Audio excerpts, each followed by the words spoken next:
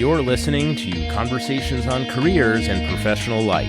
I'm your host, Gregory Heller, from the MBA Career Management Office at the Foster School of Business at the University of Washington. This season, I'll be joined by co-host Jonathan Azoff, the co-founder and general partner of SnowCap, a venture capital firm investing in deep tech climate solutions in our global supply chains, for a series we're calling Conversations on Careers in Climate Tech. Welcome, Jonathan. Thanks, Gregory. Over the course of this season, we'll talk to entrepreneurs across climate tech and sustainability about their careers and the career opportunities for job seekers looking to impact one of the greatest challenges facing humanity. We'll break each conversation into 2 episodes, the first focusing on our guest's business, how it came to be, who their customers are, and what kind of impact they hope to have. And the second will focus on the advice our guest has for job seekers looking to make a pivot into this space. This season is made possible with funding from SnowCap. You can learn more about their fund and portfolio of investments at snocap.vc. Our guest on this episode is Adital Ella, a seasoned sustainability designer and impact-focused entrepreneur. Originally trained as an industrial designer, Adital is the founder of Criaterra, an Israeli-based company pioneering carbon sequestration technologies through alternative construction materials. Today we'll be talking about Criaterra's technological breakthrough, the nuances of building an impact-driven business, and Adital's advice for other non-scientists looking to get into climate tech entrepreneurship. I'm really excited to hear about Adital's career journey and what rising leaders can learn from her approach to merging sustainability, design, and advanced material sciences. We hope you enjoy this first part of our conversation on careers in climate tech with Adital Ella. Adital, welcome to Conversations on Careers in Climate Tech. Wonderful, thank you. Wonderful to be here. Thank you very much. Of course, I'm joined by Jonathan Azoff. Jonathan introduced me to Criaterra, and this is something that I'm really interested in because obviously buildings need to keep getting built, and a lot of the ways that we build buildings are carbon intensive, but you've come up with a material that is actually beneficial for in the building of buildings. Why don't you start by giving us that quick elevator pitch of what is Criaterra and what is the material and what's the benefit of it? Okay, with pleasure. So Criaterra developed a material that we call the biogeoagglomerated stone. It is a composite material that was designed to be produced without going beyond the boiling point of water. So the main challenge of the building material industry, of course, the main challenge of the building material industry is the fact that we incinerate minerals in order to achieve constructive strength. So this is the source of the combustion emissions, the process emissions, and Criaterra developed a way to produce constructive products without going beyond the boiling point of water. In this way, we save the entire combustion emissions, all of the process emissions, and we achieve a technology that could save up to 82% of the energy in heating and cooling the building. So no firing is also the way we achieve fully circular, low carbon, kiln-free building products that serve the different needs of users while saving 80% of the emissions and 90% of the energy. So to make sure that I understand this, when we're talking about bricks, tiles, cinder blocks, concrete, all this stuff takes immense amounts of energy to heat it so that it cures. And you've created something that doesn't require anything above 212 degrees Fahrenheit to make it structurally sound, I guess. So it's mainly in the production of cement that is produced in 1600 degrees Celsius. You can do the calculations later. And the ceramic technologies that is fired in 1400 degrees. Cement and ceramics are both based on minerals that are originally circular, but then are fired. Chemical reaction is created. We get constructive strength, but we pay a very big price on the way. So I read that earlier in your career, you became really interested in using earth, packed earth and clay to create like furniture objects. I see the connection, but it also seems to be a bit of a phase change to go from making stools to making construction materials. Can you tell us a little bit about that evolution? Yes, of course, with pleasure. My journey really started when I started exploring how we may learn from traditional technologies to approach producing products in a much more sustainable way. And for me, the moment I saw the Indian clay cup that was made from clay and dried in the sun, and then you drink from that cup and you throw it to the ground, and you see that this is the shortest cycle possible. You use it, you bring it to the ground, it becomes ground again. And when I saw this, I thought, this is how we should make products. And in the beginning, as a designer, I built up this lab. I experienced with the different materials, and I was really driven. I was really driven towards creating products that we could really experience their strengths and their durability. The challenge was that the first steps I achieved very sturdy products, but it took 3 weeks to produce them because they, like that Indian clay cup, dried in the sun, zero energy, and so on, but a bit far from being an industry. And then we shifted at that point. Also, Zvi Cohen, who is our chief scientist today, joined Criaterra, and we started doing a very, very thorough study about how we could achieve constructive strength in a systematic way. And once we achieved that, at one point we did this kind of analysis of, we had the opportunity to continue with furniture.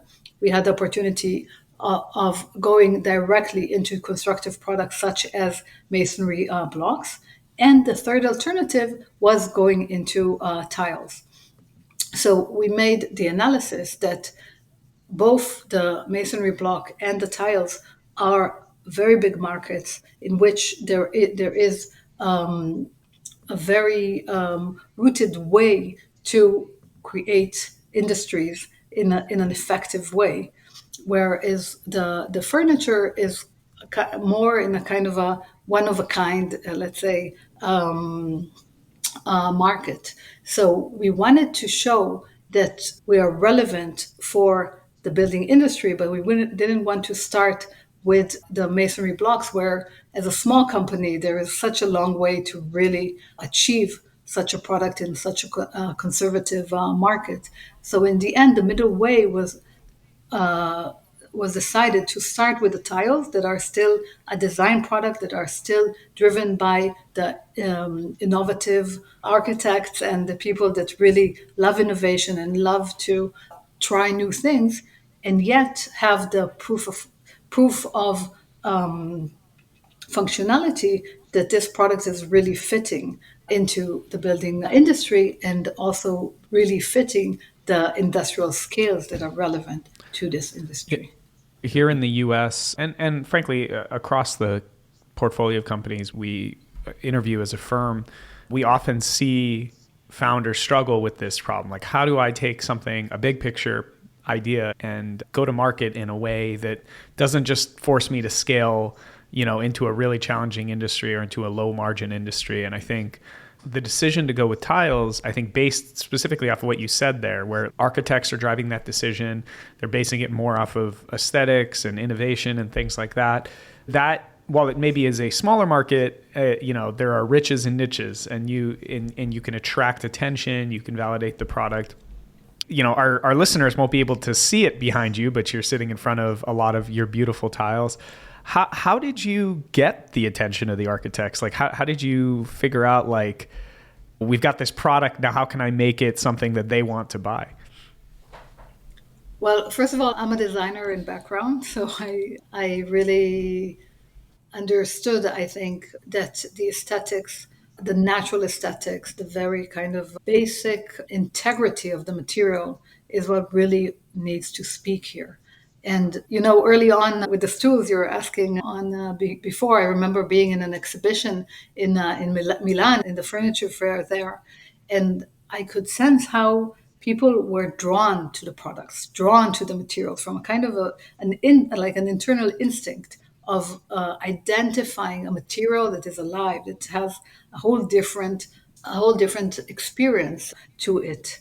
And what we really wanted to keep is that very, very natural, very unique experience of having a material that is not fired.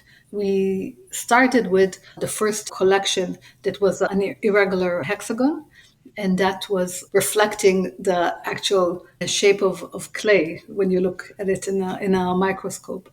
And the 3D shape of it really tried to give the sense of the way Earth dries in nature. So we were trying to really communicate with the way nature really designs the product, and kind of driven by different biophilic ideas in how people are drawn to patterns and to different textures and so on. So we really wanted to make sure that people are just drawn to the material, and it worked, I think, very well with architects. They immediately responded to the natural sense of it. It really is beautiful. We should link in the show notes. We certainly will. Yeah, some of the tiles. It's I want my own lobby just so I can put some of these things in. So I have two questions, and one, I'm going to go with one that relates first to that customer. So you're principally selling this into the designer, architect, that is then going to get their customer, their client, to say, yes, I like what you've planned. In that process, is it all just an aesthetic sell, or is there a big part of this to convince the architect, the builder, to say, well, look, the climate footprint of our product is 1/10 the climate footprint of, if you just went with a tile or cut stone or whatever it is. So is it aesthetic, or is it being sold on the actual climate benefit? So this really depends on geography. So you have some geographies where this is the number one consideration. For example, in the Netherlands, you have buildings that are stopped because they are going beyond their carbon limits. So over there, for example, this will be the first question. Do you have an EPD? What does it show? What is the carbon intake, and so on. In other geographies, it will be about green points for a building, so a different point of view. To be honest, most of our sales until today were people that are attracted to the material and to the natural sense of the material. So, for example, we're working with Parkside. It's a very big retailer in the UK, and they have a showroom putting together all the sustainable tiles available on the market. And the Criaterra tiles really stand out because most of the sustainable tiles, they integrate recycled materials, but they're still fired and they look like any other tile. And in this room, you could really see that Criaterra brings a very different sense into the room. So I think for many, this is the first attraction to the product. And then the EPD that shows that even in a small scale production that we're operating today, we're saving about 70% of the overall environmental imprint. That's definitely helpful in many geographies. In some, Can you have. Can you talk about what an EPD is, just for folks who may not work in the construction industry? Yes, of course. So an EPD is an environmental performance declaration. It is a document declaration that really puts together all the different impacts that a product has, starting from where the materials are sourced from, how are they processed, how are they transported, how are they processed into the material itself, even how are they being applied, how are they being handled in the afterlife. So the entire life cycle journey of a product into a document that is a declaration of its performance. Yeah, the first time I was introduced to EPDs, I was fascinated to find a standard that widely adopted. Now, of course, it's in the construction industry, but I think people could take note, and surely you did, and you found a way to illustrate the impact of your product. On that point, I just wanted to call out for people who are paying attention, the thing that Criaterra did here that I think is worth paying attention to is they focused on winning and not necessarily being right. And that's like a very subtle difference, but I think some of the best entrepreneurs I've ever worked with can differentiate between the two. Getting to market, getting people to use your product is winning. Simply having a product that is better for the environment, but no one buys it, might be right, but you're not winning. And I think there's something unique there in recognizing that the things that people are attracted to may not actually be the most important or impactful things, but you still can find a way to give them what they want while maintaining the ecological benefits of your product. And I think that's a very subtle point, but entrepreneurs who can figure that out can have their cake and eat it too, right? They can create a product that is both ecologically and economically superior. So, kudos to you for finding that pathway and connecting with the demand side of your market. Thank you. I think it's also along those same lines. It's also great that you're saying people are attracted to it aesthetically, not because you have to pitch them on the benefits of it. If environmental solutions or the more sustainable solutions are truly going to win, they have to be the more appealing solutions. And it sounds like you've come up with a solution that's appealing. I really believe, sadly, out of experience, I've been in this sustainability design journey since the late 90s. So I've, had some fails before, but I think it's very clear today. People will not buy a product because it's sustainable. They will buy a product because it's wonderful, because they love it, because it's price competitive. And if it's sustainable, that's a wonderful benefit. So, I think that whoever of us is thinking about a sustainable product, it really needs to be also sustainable, but that we cannot have that as the first buying point. I really think, it's in the end, less than 10% of our sales are people that really looked to buying sustainable products. Unfortunately, So that's the reality of things. The second part of my question is on the way that you approach investors. So I presume that you're looking to scale up. You said you sort of have limited production now. You're looking to scale up, probably expand your line, and then move into. When you approach investors, is the pitch different? Is the pitch to investors much more focused on the sustainability impact over the aesthetic appeal side of it? And has that been a challenging pitch to make, given that people probably don't think a lot about tile? They think about steel. They think about concrete. They might think about solar panels and other bigger ticket items when it comes to construction and climate impact. So that'd just be my question about when you're pitching investors. Yeah, I think, we really went through a journey with that, because also the ecosystem changed a lot in the last few years. So, 5-6 years ago, there were very few investors who could really understand what we're talking about and who were driven by impact, who were looking in the construction space.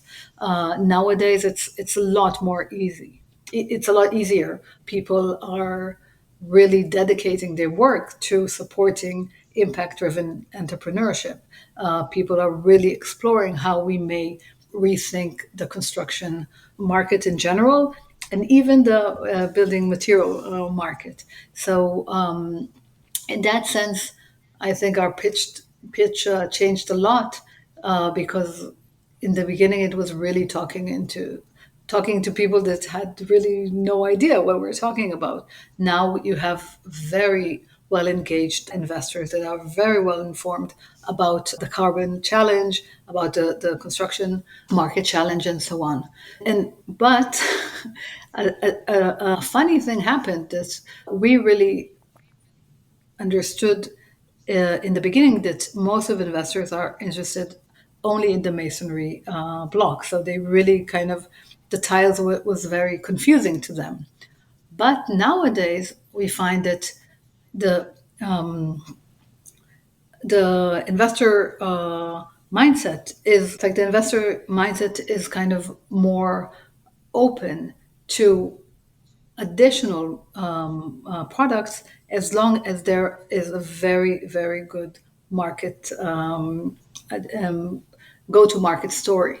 So for quite a while, we were putting the masonry block first. This was still in R&D, in TRL5 and so on. And then the tiles as our revenue story. But now we see that investors want to see first and foremost the first product in the market successful and so on.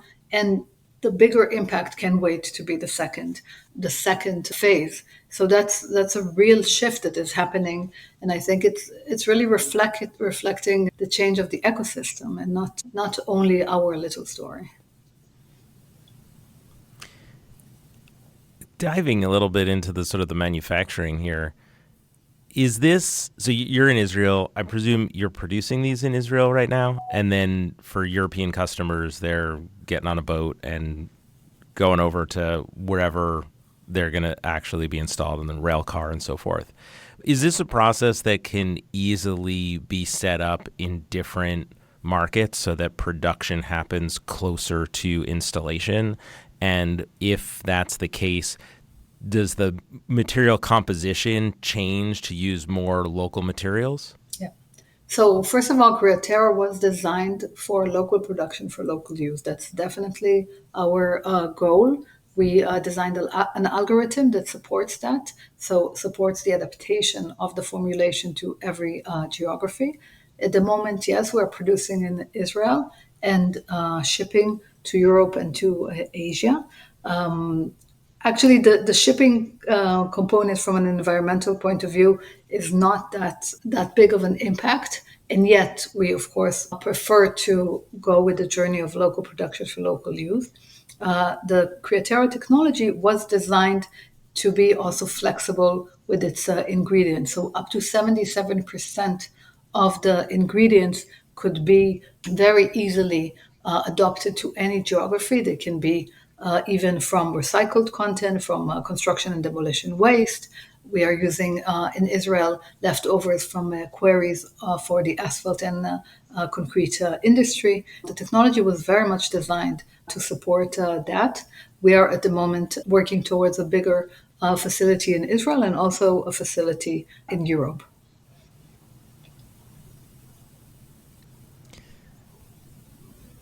I'm going to go back to something you said before, that you've been in this, you've sort of been on this journey for, well, since the 90s, and you said you had some failures along the way.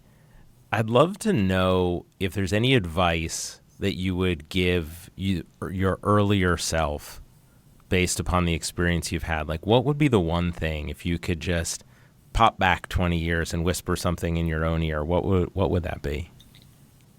So for me, I mean, there's one thing I always answer, and so I will do that first, and then I will say what came into my mind when you asked the question. I mean, the first that I always say is that if you want to start such a journey, start it only if you're willing to dedicate the next 10 years of your life to it.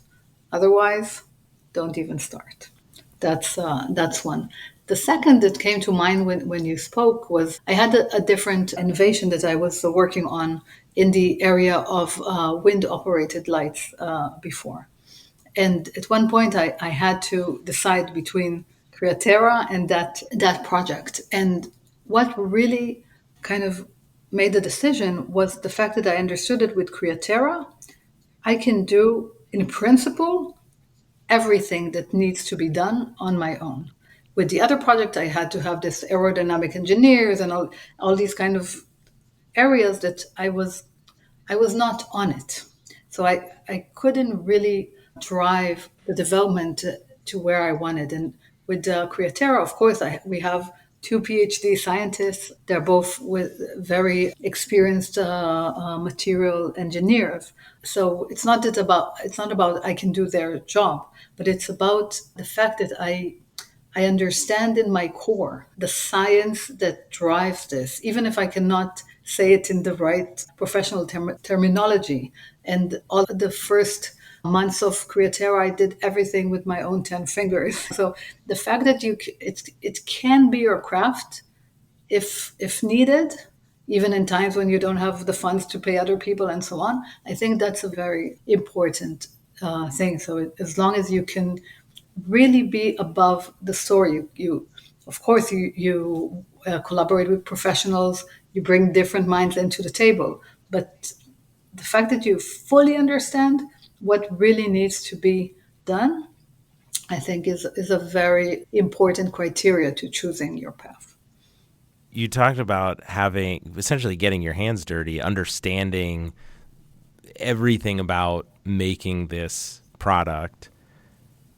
But there's also building a business, which is different than making the tile or the stool before that or the concrete like masonry block. What has that journey been like to go from innovator and designer to how do I make this a business that can bring these things to market? What has that learning curve been like for you? So yes, that was the part that was not that intuitive to me, if I may be honest about it. I mean, I do remember the moment that I understood that we need to raise money for this, and it's not only Adital doing some stools and then selling them, and you just go step by step. This really needs financial support to really become what it needs to become. And then once you need that, then you have to have a very, very convincing business case. So I remember that moment of like, okay, this is a different story than I was expecting. For me, it was really about being supported by professionals. So in the beginning, advisors, we had, luckily, my sister is a very experienced CFO, so she could support me from the beginning. But it was really about collaborating with professionals that supported me in slowly understanding how to build this into a business. I do believe I had and still have a lot of intuitive decisions from the understanding of the journey and of where I believe Criaterra needs to go. I mean, there is a lot that is beyond the craft of building a business plan, let's say that. But luckily, I had Daphne Wiener join me about a bit over 5 years ago, and she is now heading the whole area of business development. And in the end, it's really a different. It's really a profession, and it's really the kind of the other foot that you really have to really deeply explore in order to make this a success. So I think there was that moment of understanding that, whoa, this is something that is beyond me. And then the beginning with collaborating with different people until I had Daphne as a partner that really joined and took lead on this area. Yeah, having had the good fortune to meet Daphne myself, you chose very well for someone who understood how to create a business out of Criaterra. I guess there's a learning opportunity here as well, and something that I think our listeners might be interested in. So throughout life, you'll be presented with questions, topics, and they will live within two boundaries, knowns and unknowns. Right? They're the known knowns, which are the things you know about and you know how to handle. There are also going to be the known unknowns, things you don't know how to handle, but you anticipate will occur, so on and so forth. I feel like when you're hiring someone to take on a set of skills that you don't have, and this would be true for Daphne, your business counterpart, this would be true for your scientist, I presume, as well.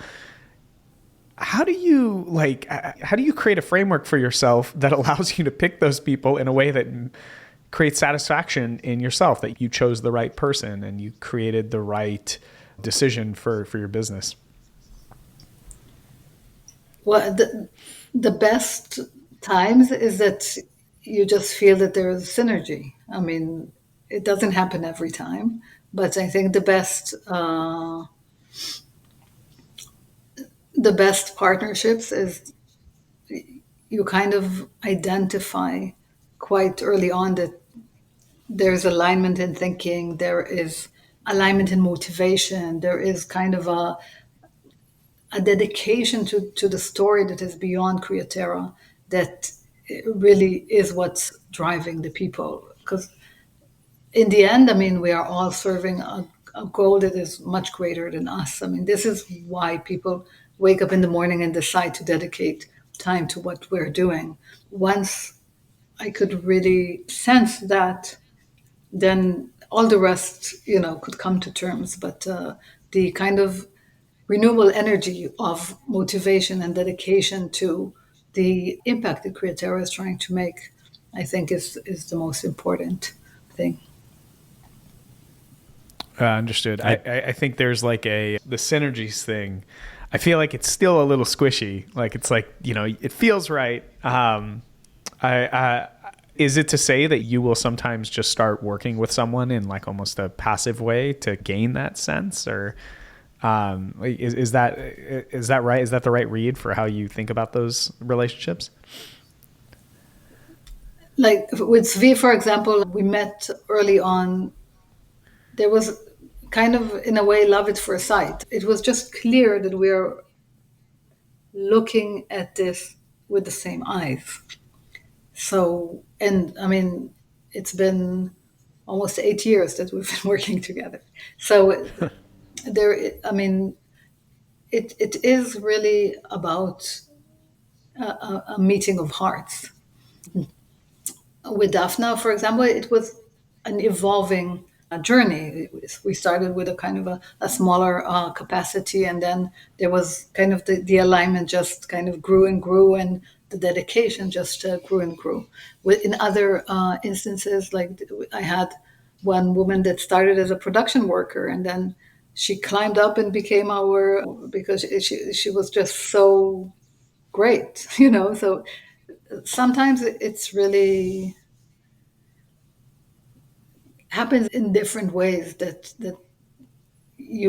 somebody would start, and then you understand that maybe they're not in their role, maybe they need to be in another role. But in general, it's about the spark in the eyes, from dedication to the journey, the bigger journey. That's what really matters.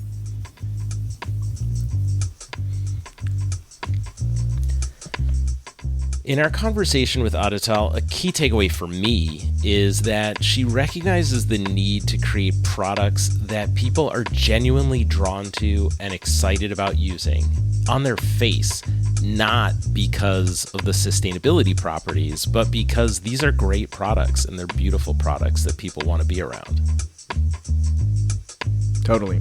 Adital's experience navigating the evolving investor landscape for climate tech offered some great insights. She highlighted how investors have become more knowledgeable and receptive to impact-driven ventures in recent years, while also recognizing how entrepreneurs still need to find balance between the business case and the environmental story. Yeah, those are some great points. We're really appreciative of Adital for sharing her entrepreneurial journey and advice to others who are looking to build careers in this space. There's clearly so much more we can unpack, and we will in the second part of our conversation. So please check that out in the podcast feed or at conversationsoncareers.com. We hope you enjoyed this conversation on careers in climate tech with Adital Ella.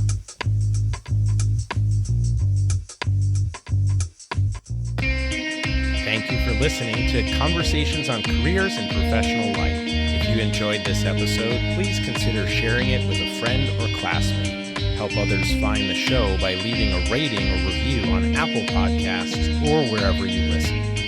Conversations on Careers and Professional Life is produced by me, Gregory Heller, with support from the Foster School of Business Office of MBA Career Management. Learn more about the show, find show notes, and past episodes, and get in touch with me at conversationsoncareers.com.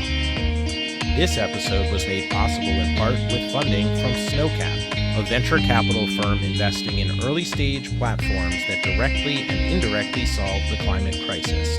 Learn more at snowcap.vc. That's snocap.vc.